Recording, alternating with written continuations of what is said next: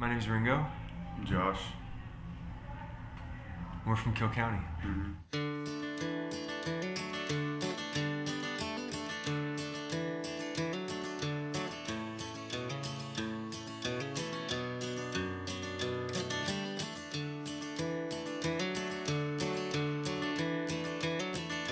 Friend of mine works hard down near the end of the Kill County's a bad idea that keeps working out. We're a band that's in like 3 different states, you know? I live in Belleville, Michigan. I live in Austin, Texas, outside of Austin, Texas. And we send tapes and CDs and MP3s and whatnot back and forth and just learn each other's stuff or try to, I don't know, get together as much as we can and play. Mm-hmm. You know, I mean, we have to cover the ground of a normal tour just to get together to play one show. And, you know, and we get to play, 10 shows a year. Why does it keep working, even though it's a bad idea? That's a good question.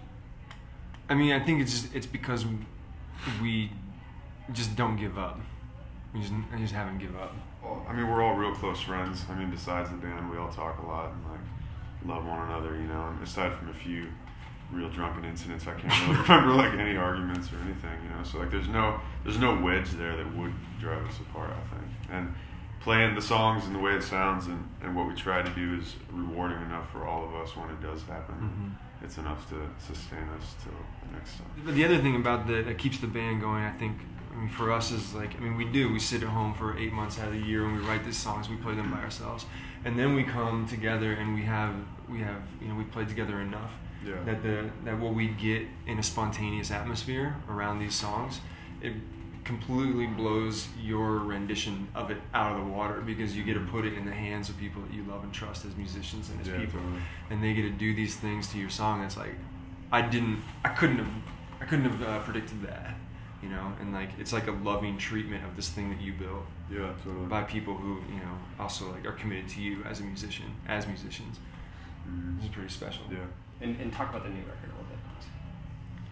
Well, in February this year, we recorded it in 2 weeks in Brad's house. So it's a very like non-studio environment, and it relied a lot on like spontaneity, and it's kind of a balance between our kind of like spontaneous creations based upon the demos that we've shared. It was a much bigger endeavor too. I think we were much more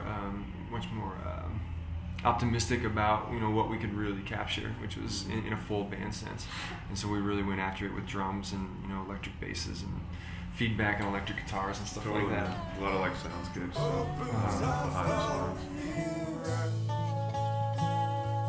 Smoky Mountain, Carolina, where our good ends down in a day's walking ride. Trust you and follow you. We met, I think, 2001, probably. It's probably pretty cool. 10 or 11 years ago. We lived together for a while. Mm-hmm.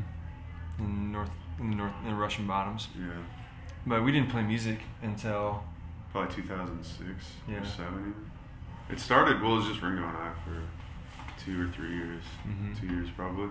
And I'd been living in I moved to Washington. It was the first place I moved when I left here, and I started writing a lot of like acoustic songs on my own. And then I came back here for a winter. I was on my way to Texas to record with some friends, and then I think you had started Triggertown, and we all got together and drank some beer and played music.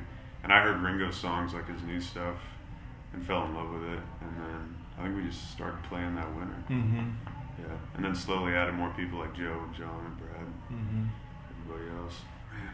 Brad's, well, he's just, I've known Brad since I was 16, and he played, so I was in boycott with him.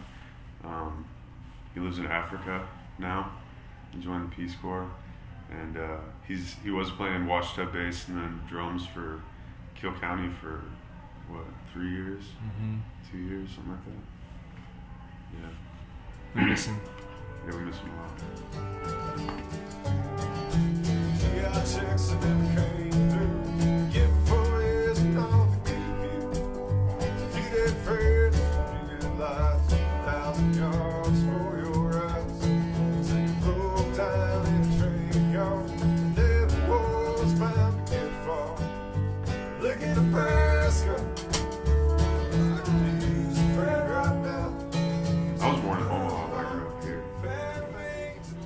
born in Wayne, Nebraska.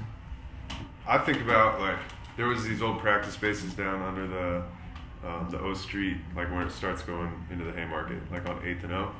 In the late 90s, early 2000s, there was practice spaces down there, and Boycott had one, and Acorcia had one, all these old Lincoln bands. And there was a lot of good bands started there, but it was a constant competition to make your band not sound like any other band down there. As opposed to other music scenes like in Austin, Texas, like, you know, there's countless indie rock bands, there's all kinds of bands that sound really similar.